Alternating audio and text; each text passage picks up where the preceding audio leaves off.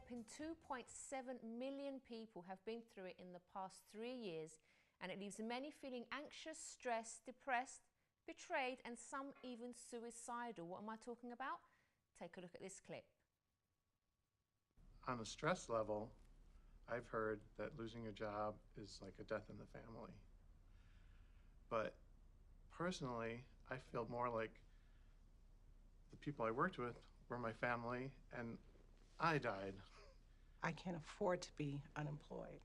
I have a house payment, I have children. I don't know how you can live with yourself, but I'm sure that you'll find a way while the rest of us are suffering. Who the f are you, man? Excellent question.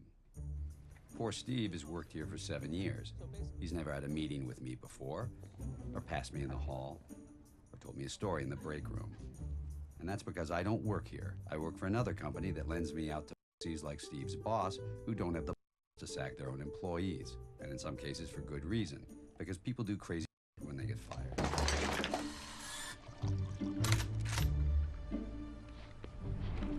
Did I do something wrong? I mean, is there something I can do differently here? This is not an assessment of your productivity. You gotta try not to take this personally. Stephen, I want you to review this packet. Take it seriously. I think you're gonna find a lot of good answers in here. I'm sure this is gonna be very helpful. A packet. Thank you. Packet.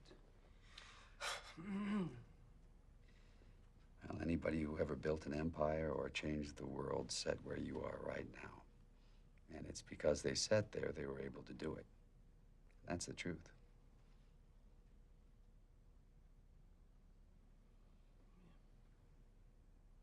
I'm gonna need your key card. Great. Okay. Now, I want you to take the day, go get together your personal things, and then tomorrow, you get yourself some exercise. You go out for a jog, you give yourself some routines, and pretty soon you find your legs. How do I get in touch with you? Don't worry, we'll be in touch with you soon. This is just the beginning. Yes, we're talking about redundancy tonight and how you can prevent it from ruining your life, and also talking about how employers can handle it in a better way. My guests tonight are Elaine Hopkins, the Redundancy Crusader, and Annabelle Kay, Managing Director for Renicon Limited. And we also have the Self-Development Clinic with Chris Brown later on. So if you've been affected by redundancy in any way and you want to participate, or if you want to share things from an employer's perspective, do call on 020-7686-6300 or email chris@chrissybshow.tv. But before we speak to Elaine, let's take a look at her story.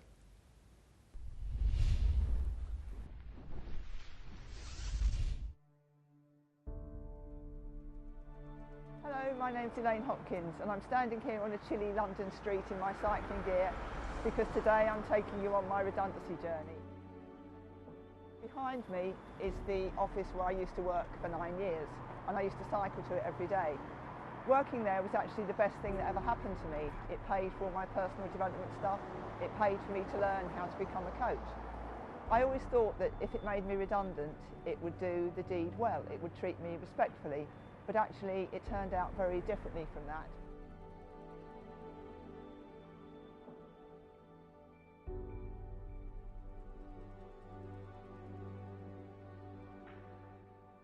So here's my trusty steed. This is the bike that I used to cycle to and from work for all those years, and I recreated the journey today just to get myself in the right frame of mind.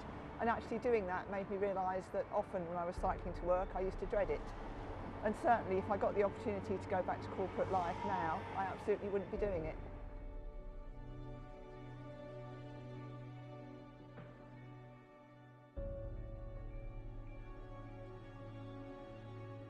I've now cycled to head office, which is the building where I had my redundancy meeting on the 3rd of June 2010. I found myself in a meeting with 2 other people, and this is fairly typical, an HR manager who I didn't know and a line manager who I actually knew very well and counted as a friend. The meeting was incredibly hostile, very disrespectful. We didn't have a conversation. And after about 10 minutes, I thought to myself, do you know what? I'm not putting up with this anymore because this is the organisation that taught me to respect myself. So I'm not giving it permission to treat me disrespectfully. So I walked out and I came here to this park.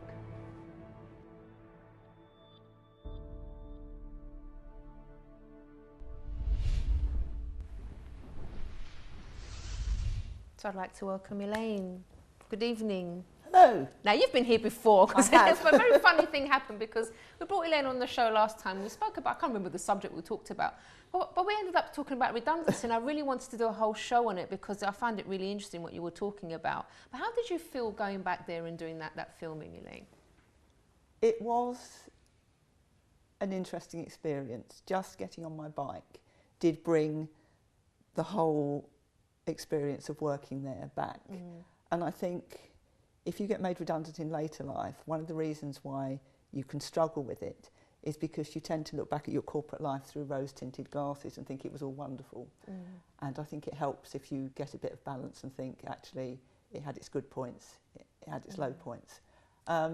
What really struck me was the fact that my life now is so different. I didn't have any regrets, I don't have any resentment, I don't have any anger. So it was a really interesting thing to do. Now, what actually happened in that meeting? Okay, in the meeting, I was actually off sick, so I got an email saying there's a meeting. I emailed back and said, what's the meeting about? So you had no idea it was going to come up at all, like, or you had suspected? I had a little inkling, but I wanted to see what they would say, and they said it was a meeting to check how I was doing health-wise. So me being me, I got there early. The door had a little window in it. I peeped through the window and I saw my line manager and a woman that I didn't know with all these papers spread out in front of them. So at that point I knew it was a redundancy meeting. And I thought, okay, what am I going to do? So I went back outside, and because I'm a coach and I've learnt all these techniques, I just spent about 10 minutes getting myself in the right state. So I went into the meeting and I was very calm. And the line manager, who was a friend, effectively didn't acknowledge me. He didn't acknowledge that friendship. So he just started off with all this sort of corporate rubbish about times were hard. And I'm thinking... That must have been hard to deal with, though, well, to see a friend I do actually that. felt slightly insulted because this was 2010. We've been in a recession since 2007, 2008. I'm an intelligent person, otherwise they wouldn't have employed me. And I thought, yes, I know all that. Could we not at least start off properly? Yeah. And I knew where it was going. And I said, I find it very disappointing that this is a redundancy meeting and you couldn't tell me that in advance, that you lied. And they came up with some excuse. And then it passed over to the HR woman who I didn't know. And You'd never seen her before that day? No, no. And I actually said to my manager that I was disappointed in him personally. And then the HR woman just went, okay, we're making you redundant voluntarily. Here's the deal. It's very generous. If you don't accept it now, you will probably be made redundant on a compulsory basis later on, and the package will be nowhere near as generous. And you've got a week to make up your mind. Oh, gosh. In retrospect, that's not as bad as what some other people have been through. But at the time, But still, it's yeah. like for someone that you've worked for so long, and then like obviously just not telling you the truth in the first place, and then handling it so sort of corporately as well. It wasn't a nice thing to do. How did you leave that meeting feeling? Well, this is an interesting point, because I got outside, and even before I'd gone through the doors for what turned out to be the last time, I knew absolutely that I was going to get on the phone and find an employment lawyer. And because I knew my sister-in-law had been through it, I phoned up my brother and said, what's the phone number of the employment lawyer you used? And at 9 o'clock the next morning, I was in his office. You didn't waste any time, did you? You got straight there? Well, no, because I think my major disappointment was that this was an employer that I revered. This was an employer that I'd worked for 9 years. I'd worked very hard. They treated me well. I had absolutely no complaints with it. I was its biggest fan. So for that kind of relationship suddenly to disappear at the point of departure, I actually didn't understand. Did you feel betrayed? Yes, in a sense. I felt very let down. And also, because respect is such a fundamental thing to me, and there wasn't any in that room, I decided that I would threaten to sue them, not because I wanted the money, I didn't. I wanted the respect, and for me the money was a proxy for the respect. Right. And it was interesting because when I was talking to the employment lawyer, he said to me, you need to be very clear that your employer could throw the toys out of the pram and you could end up with nothing. Mm-hmm. And I said, that's fine, because it's not about the money. Right. And he looked at me and said, a lot of people say that, but I can see that you really mean it. And I did. Right. Okay. So what are your tips, Elaine, for people that maybe are in this situation now, or they've been called for a meeting? What's the best way that they can handle it? I think once they know that the first thing is, and this really saddens me, the scenario that I went through was also presented to somebody who was much younger, who worked for me afterwards. But she didn't tell me, so I didn't know. And she, because she's younger, because she doesn't have any financial resources behind her, felt that she didn't have an option, so she agreed. Whereas she could actually have done exactly the same as I did, she could have got more money. So I think the first thing is, if you're actually in the meeting, don't agree to anything, just come out of it and get some advice. Okay. Moving forward, once you have been made redundant, I think there are some things that you can do that will help. I think the first thing is to realise that there's a very common expression, which is, I've lost my job. You haven't. You've had it taken away from you. Right. And there's a fundamental difference. So my first tip is only take responsibility for what you're responsible for. So you're not responsible for the loss of your job, but you are responsible for how you react to that loss. Right. So there's no point in going into victim mode, it's happened. The second thing is take time for yourself, because once you're in that situation, you just have all this advice coming at you.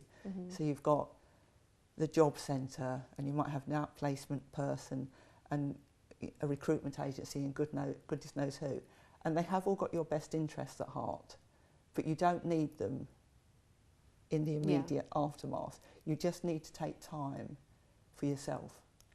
I mean, as you said in your introduction, it is a massive thing to have happened. It's a big shock. So just give yourself time to be with yourself, and actually just kind of give yourself permission to dream about what you might want to do. I mean, it's a bit of a cliche, but this could be a big opportunity for you. The other thing is, people hold on to their negative emotions, and that's absolutely not going to do them any good.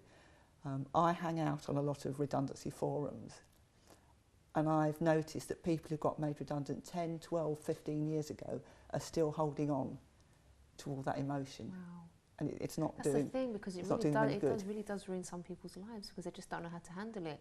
It's not even, sometimes it's not even the job, it's just that feeling of rejection in a sense, or like feeling that, why did it happen to me and not to my friend that's been there like less time than me? All these kind of things that go through and can really affect you emotionally. Yeah.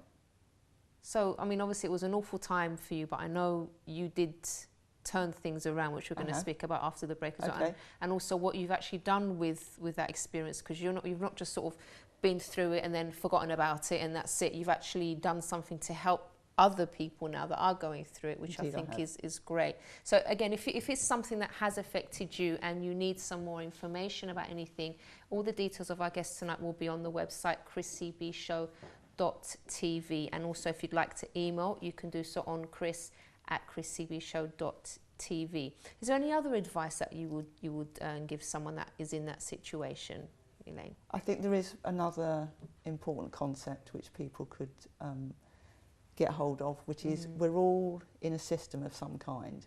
So if you're a member of a family, that's your system. So whatever happens to you is going to affect everybody in that system. And I think often we lose sight of that. So I think it's a really useful concept to just think, okay, I am a part of this system. I have been made redundant. That has repercussions in terms of the finances. It also has repercussions in areas that people don't think about. For example, if you've always been the major breadwinner and you haven't been at home, that can put a huge strain on the relationship with your wife and your children, because you're suddenly a presence where you haven't been one before. So just be aware that the system that you're part of has run very well, even if you don't think it has run very well without you. So just be aware of the effect of that. Because I was made redundant. I was doing my university course actually, and the business that I was doing my year out with went into administration. And I was like, and the way it was handled was really horrible because we didn't know what was going on, and the people just turned up. It was like I can't remember who they were. They turned up anyway, and like our boss called us into the office and said, "Okay, everyone take a cigarette. We're all going to lose our jobs." And that was it, and that's all we knew. And then it's like I was obviously stressed because I thought, does this mean now I've failed my degree because I was studying at this? But I did manage to find the job. But I'm just thinking of all the others that were there. It was handled so coldly. But we're going to talk more about that after the break because I've run out of time. But Elaine, you're going to stay with us because after the break, we're also going to be joined by Annabelle Kay, who's an expert in employment law. So join us after this.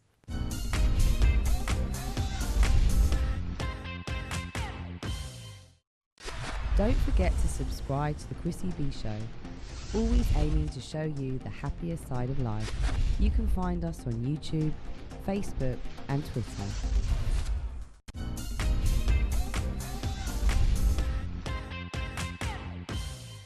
Welcome back to the show where we're speaking about redundancy. So let's now watch the second part of Elaine's story because it wasn't all doom and gloom. She did something very, very positive after her redundancy. Take a look at this.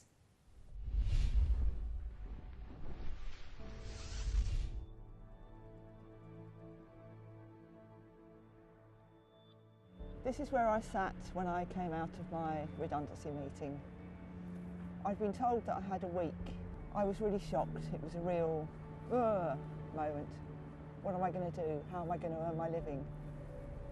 And something else happened. I had Woody the Woodpecker in my head going, redundancy with respect, redundancy with respect. And I didn't know what that meant or what I was going to do with it. So now I'm on a bit of a crusade. I help people who have been made redundant. I coach them through it, help them to see that they're not redundant in any sense other than the fact that they've lost their job and they still have a life to live. And also I'm trying to persuade corporate organisations to carry out redundancy with respect.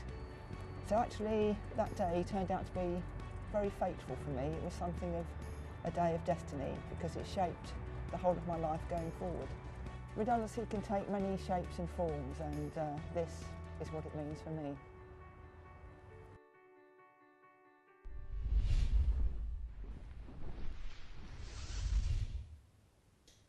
That's so inspiring. Thank you. It really is because, like I said before, before the break, that you didn't just sort of let it happen to you and that's it, but you actually cared enough about other people that were going to go through it as well and will continue going through it. So how has it been progressing then? Because I know we have another lovely lady sitting next to us here, Annabelle. Good evening as well. Yes, Annabelle is absolutely fundamental to my crusade. I decided that there came a point when I couldn't ignore this because I just feel that we're sleepwalking through all these redundancies. I think 29 high street retailers went bust last year, 43,000 jobs, there've already been 3 this year. And to me, it doesn't seem to be getting any sort of coverage whatsoever. So we hear about it on the news, but we don't hear the stories of the people that go through it. We hear about it on the news, but a lot of it is about the business angle rather than the people angle. And the fact that I know it's being done so badly inspires me to try and change things. So I've written a book for people who have been made redundant. And this year I'm committed to making as much noise as I can about the fact that we need to do redundancy with respect. Good for you. And Annabelle has absolutely shaped my thinking, Tell helped us, me. Annabelle. She's fantastic. What do you do, Annabelle, first of all? I do employment law and what I describe as the dark side of HR. Right, dark side of HR, okay. Well, a lot of people get into HR because they want to work with people and they like people and somehow firing people doesn't sit very easily with liking people, does it? Not really, no. And because a lot of people don't want to do that, it leads us to doing it very badly. So I've spent more than 30 years helping managers and HR people have that conversation, hopefully sometimes avoiding it, by the way. We don't always fire everyone we speak to, but in a way that actually takes account of the relationships and the human people as well as the law. I think we've got to the point now when everyone is so terrified they'll make a legal mistake, for all sorts of reasons we are not going to go into tonight, that they would rather give you a checklist dismissal than have a conversation with you. And that's causing an awful lot of harm to people because they're not being treated as people. Because we can always sort of point our finger at the employers and say, oh, you're so evil, you're so bad, you don't care about anyone. But I can imagine, it, as you're saying, it's quite hard on their side as well, especially if they haven't had the appropriate training to deal with these kind of situations. It must be hard. I mean, do you remember any particular instances where people took it really badly, even though, you know, you did have a proper conversation with them? People are always going to take being fired badly. I've never got to the situation where people have said, that was brilliant, can we do that again?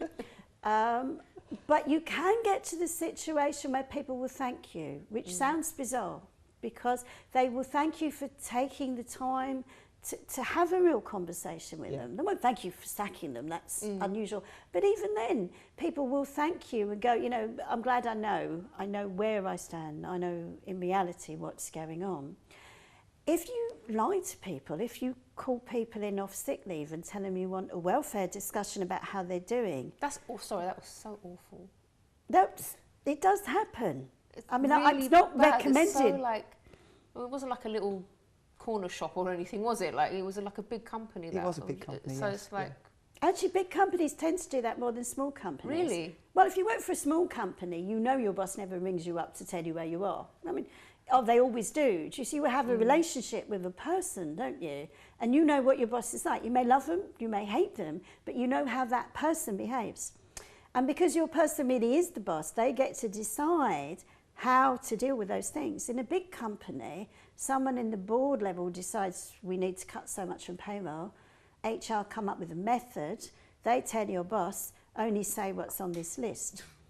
And they give the list to you. It's almost like, here's the form, sack yourself process. It's not meant to be that way. It's not that people wake up and go, let's see if we can really destroy 20 people psychologically before breakfast. That's not what they're thinking. They're thinking, we must have a uniform process. We must do this, we must do that. We must tick the box. We must tick the box. But the problem is, Elaine isn't a box, she's a person. So when you start looking at people as if they're box-ticking things go very badly wrong, don't they? We see that in all elements of life. So ladies, how should it be handled then on an employer's point of view? What tips could you give now for employers that are watching, that actually care and want to do things in a nice way? No ambushes. Right? Don't call people up and say, I'm really concerned about how you are on sick leave, come in. Come in It's so not I can funny, sack but it's you. just like, I just can't believe that. We get That about happened. 5 a year. You know, people coming to us going, I've been told to come in. Don't call people in for a routine review or even say, I want to talk about your salary, which kind of gets people excited because they normally That's think... awful. Sorry, Yeah, but that's seriously, terrible these because you're things are- making them look forward to something and then they're going to have no salary. Absolutely. You are talking about their salary, but that's not what that normally means to people. So if redundancies are in the offing, I know it's horrible, but say to people, we're talking redundancy at work and I'm sorry you're off, but we need to have a conversation with you about So what's they know going what to on. expect and they can prepare People themselves. should not walk into a room for one purpose and then have a conversation about something else. The idea that in law, by the way, as well as in humanity, is that people shouldn't hear they're fired in one conversation. There should be something called consultation, which isn't, we have chosen you for voluntary redundancy. Now, I don't know about you, but volunteering kind of means you get a choice. Yes. So not only are you supposed to consult with people, and there may not be a lot to consult about, if, like the situation you were in, the liquidators have come in, they're not exactly going to say, you know what, shall we make people redundant or not? You've got to be realistic. Yeah. But you still have to have a human conversation, don't you? And be honest. If what you're saying to people is, there are 8 people in this organisation, me and my co-director and 6 staff, we ran out of money, 6 people are going to be fired. You're not going to sack yourself and your co-director, are you? Don't make them go through a complicated process of come up with an alternative plan. Be honest with people, give them the respect of truth. That would be a very big thing. And don't use corporate jargon. Don't tell people, because of the metrics and the recession going down by 20% or 40% and 9% or 11%, the 12% means just tell them we can't afford you anymore. So pretend you're making me redundant, or how would you approach me? What would you say to me? Well, that would depend on why, because this is the other problem. A lot of bosses tuck into redundancy exercises all the people they'd really like to get rid of anyway. And don't they do that, right? Yeah. So it makes the people who would... What if I was a nice employee? You're a nice employee. Yeah. Well, first of all, I'd ask you to come in to talk about... Offer me a cup of tea? I don't normally do that. Well, that depends. People who drink my tea don't usually want it again. Oh, okay, all right. So I won't go there. Okay. Yeah, you probably wouldn't thank me for that, but if you were one of those employees nobody wanted, you might get a cup of tea from me. That might be a hint. But I would want to have a conversation with you along the lines of, we've been talking to people. We do have a process here. We have to shed 20% of people, 10 people, however the scale is. And this is the method that we're looking at applying. And if we apply that, because consultation is the conversation, there's a really high chance that could mean it's you. So we need you to understand where we are, what the method is, check the data we've got. I've had people come to me who've been sacked for being the shortest serving person in the company, and they weren't. Oh, gosh. Some kind of basic checks on, awkward. Is that your start date? Did we get that right? And that shouldn't be one conversation. It should be, okay, now we all need to think, this is what we're proposing, this is our package. And I would always give you something in writing to take away with you. Not maybe the George Clooney is a very helpful pack thing. Because my experience is people don't remember what you tell them. They're in shock, aren't they? However much they've come to expect it, they're in shock. And they need something to go away to explain to their spouse, to their mum, to their best friend, even to their lawyer, this is what's going on. And they get very fogged. The longer they've been there, the worse it is. So if you were really long-serving, we might have several meetings. Not because you're stupid, but because it takes time to get it through your head. Jobs are going.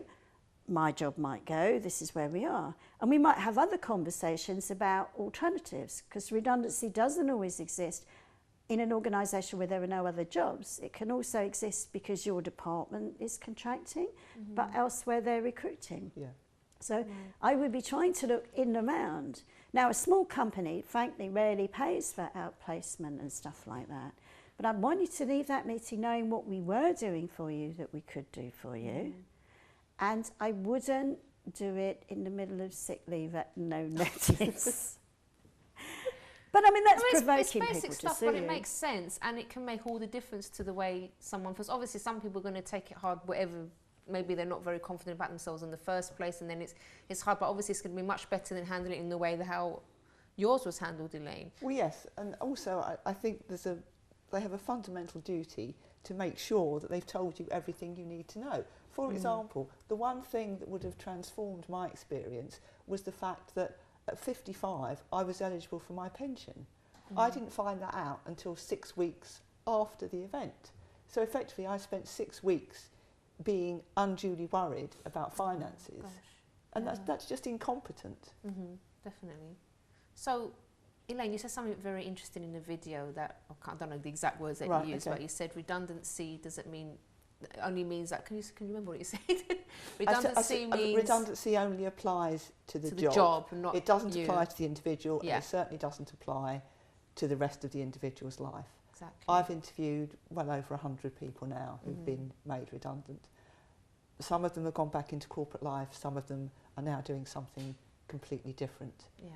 The vast majority of them, in retrospect, regard their redundancy as something really positive. The best thing that ever happened to them. Because it kind of gave them the kick up the arse that they needed to do something they'd always dreamed of doing. And it was nice you said about the cycling, you actually realised that you dreaded a lot of times going into work, and you didn't realise that until after you'd left. I did. It's quite interesting. I still have less money than I had when I was in corporate life, but I wouldn't go back, not for anything. That's so interesting. That's amazing. And I really hope that this show is helping people tonight to look on the brighter side of things, because yes, okay, you may have lost a job, but you haven't lost everything, because your job isn't your life, you are, basically, and you've got so many things inside that you can do. Maybe there's a dream that you've always had and you've never had the courage to actually go for it and do it. yourself, and now this is an opportunity that you can actually go for it. So you don't know, always, you know, try and look at things in a positive way. But ladies, we have run out of time, unfortunately. Okay. Thank you so much for sharing your story. Thank you, Annabelle, for coming on and for giving that lovely advice as well. And after the break, we're going to have our self-development clinic with Chris Brown. So join us after this.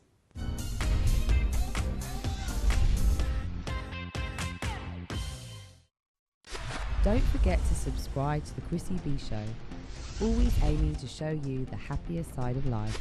You can find us on YouTube, Facebook and Twitter.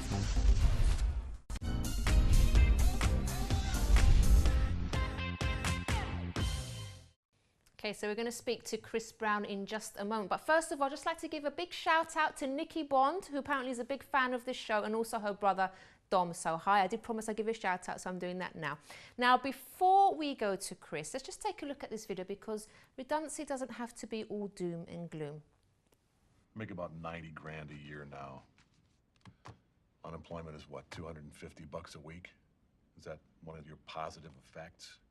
Well, we'll get to be cozier because I'm not going to be able to pay my mortgage on my house, so maybe we can move into a nice one-bedroom apartment somewhere. And I guess without benefits, I'll be able to hold my daughter as she, you know, suffers from her asthma that I won't be able to afford the medication for. Well, tests have shown that children under moderate trauma have a tendency to apply themselves academically as a method of coping. Go fuck yourself. That's what my kids will think.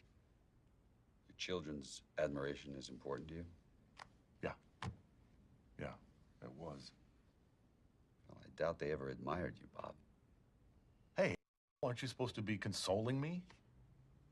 I'm not a shrink, Bob. I'm a wake-up call. You know why kids love athletes? I don't know, because they're lingerie models. No, that's why we love athletes. Kids love athletes because they follow their dreams. Well, I can't dunk. No, but you can cook. What are you talking about? Your resume says that you minored in French culinary arts. Most students, they're working the fryer at KFC, but you bust tables at Il Picatore to support yourself. And then you get out of college, and you come and you work here. How much did they first pay you to give up on your dreams? 27 grand a year. And when were you going to stop and come back and do what makes you happy? Good question. I see guys who work at the same company for their entire lives, guys exactly like you. They clock in, they clock out, and they never have a moment of happiness. You have an opportunity here, Bob. This is a rebirth. Now, if not for you, do it for your children. This is a rebirth. It could be a rebirth, couldn't it, Chris? It is a rebirth. I found that really good. Couldn't put it better. It is a rebirth because it's a situation where you're forced into the rebirth. You could take it negatively as well, as some people do. I mean, when we're looking at what we're talking about here is self-identity. And when we talk about self-identity, some people attach themselves to the role, their job, what they've done in the past. When it comes to that time of laid off, redundancy, whichever way, it's a case of, well, am I somebody still? Because they've identified themselves so much with that role, that management role, whatever role they're doing in that job, they still identify themselves with that, find that they've lost their way. What do I do from here? Who am I? I mean, we live in a society now where you meet someone, they say, oh, what do you do? That always comes up straight away. What do you do? As if not that's who are you? Not who are you? Tell me about yourself. What do you do? And that what do you do is asking, well, what role do you play in life? You know, your values, who are you at the end of the day? Are you identified by the job role or are you identified by the person you are? You know, the real sad thing, I was doing a bit of research on this. And years before, somebody in a pretty high-powered job, and let's give an example, they've lost their job. They haven't told the family. And they're still getting up every morning, putting on the clothes, going out, pretending they're living this life of working in this role because that's what they identify themselves with. Now, we'll say from 99, it works out to be 2.47, right, unemployed. Now, that was quite high. I mean, think about it now at this time. The amount of people unemployed is completely different to then. It's becoming a bit of the norm. Now, it's a bit of a norm, but it depends what you do with it to make it the rebirth, to turn around, you know? So it's looking at that. I mean, I just put up a few notes on here and we're talking about the first one, who are you? And as I said, 97, we're talking about 2.47 million. Think about that, unemployed then. And we're now in 2013. So what do we say? You either got to push yourself in a direction where you've got to do that rebirth and start thinking about, well, what do I do with myself now? How can I recreate? What are my values?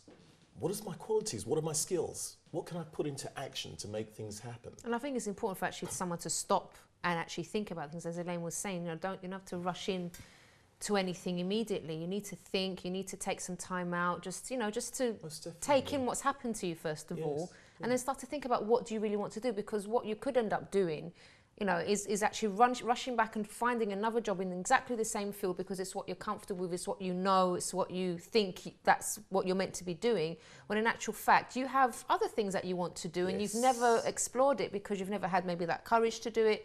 So you need to take time to think first of all, just take some time out, as she was saying, and just really think about what you really want to do and see, is this like a sign that I should, go for the dream that I want? Because like we saw in the video, maybe that, I know it's just a fictitious character, but maybe he would be in that company for years and never do what he really wanted to do, which was cooking.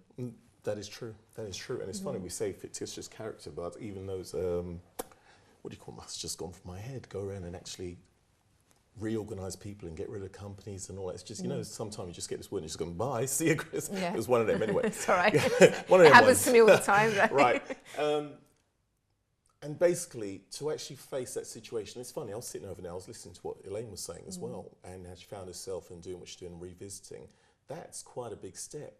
But it's turned a negative into a positive, and now actually coaching other people in that situation, it's really rebirth at the end of the day. So would she have been coaching, doing that work at that time, using her, self as skills in that way?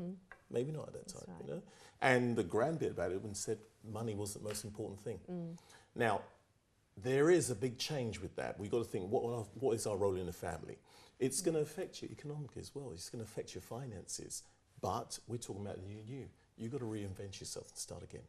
And you know what? I sometimes think, I really do believe that families would prefer a happier husband or a happier father or mother at home than the grumpy one that doesn't like what they're doing. Because a lot of people, we actually had a guest on the other day, he used to work in finance, he used to work for a bank, and he said he absolutely hated that job. So he took the step, he always wanted to be a dancer.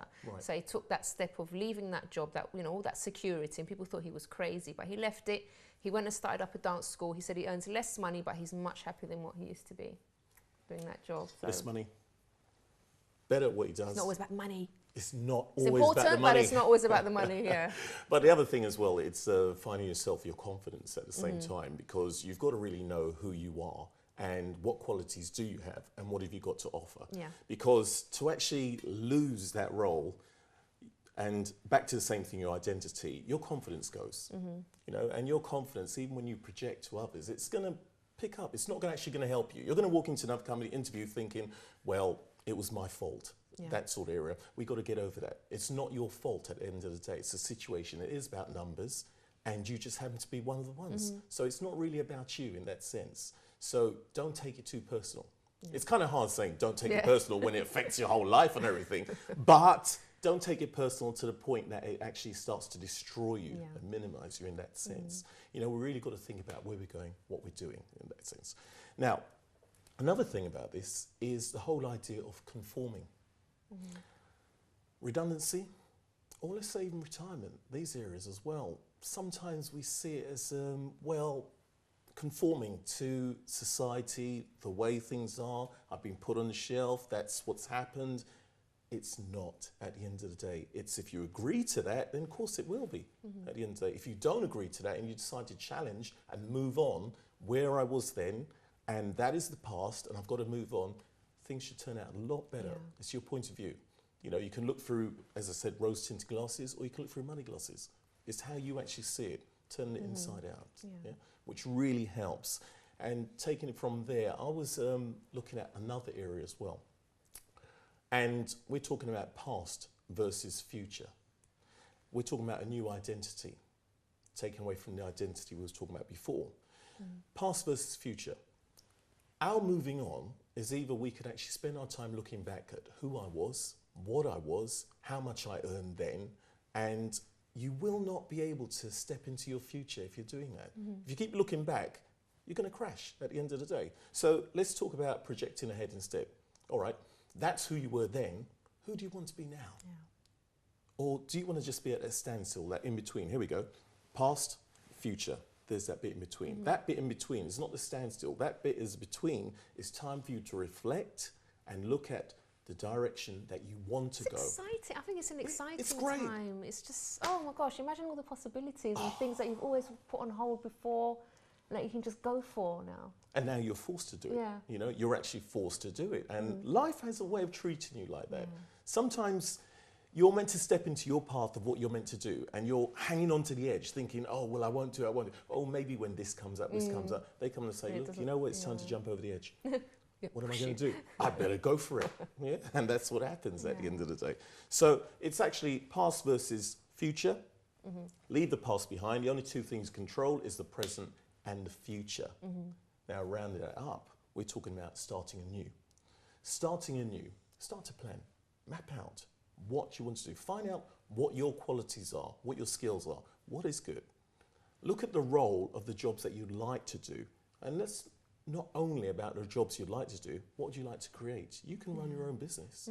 You can actually be in charge instead and say, well, look, maybe I'm a good writer. Maybe I'm good at this, maybe I'm good at that, maybe I'm creative, maybe the role I did before, instead of working for somebody else and then getting all the rewards, what about you? You can actually create gained all those skills now, haven't you, as well, that you can use for your own thing. You've gained so much, but sometimes we get a bit numb when we've been used to a role. We get up, we go into work, we finish, we go home, and the routine goes on like that for the whole week. And we start doing things automatically, which somebody else will pay you a lot more for independently, even freelancing as well. It's a lot much better. Thinking about that, why would they have chosen you to do the role in the first place? You must be good. Yeah. Right?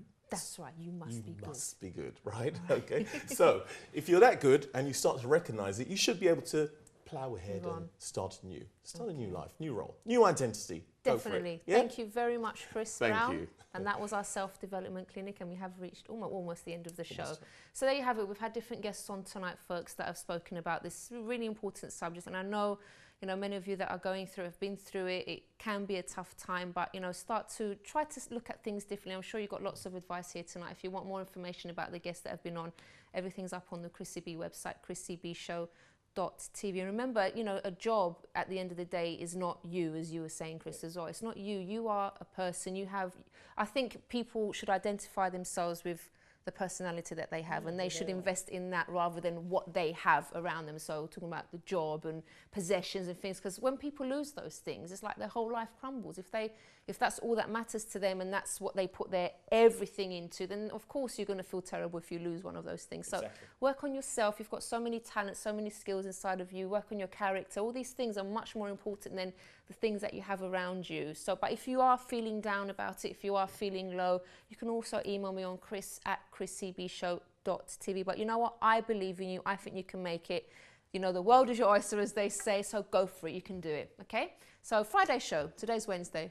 Today's Wednesday, always forget the days of the week. Friday's show is going to be all about knife crime, and we're actually going to be having a young man, well, he's not young anymore, when he was 16. So he's quite young, let me rephrase that. When he was 16, he was actually stabbed, and he's now in a wheelchair, but he's going to be telling us what he did, how he actually turned things around, and the very positive things that he's doing with his life today. So don't miss that show. So we'll see you again next time. Bye-bye for now.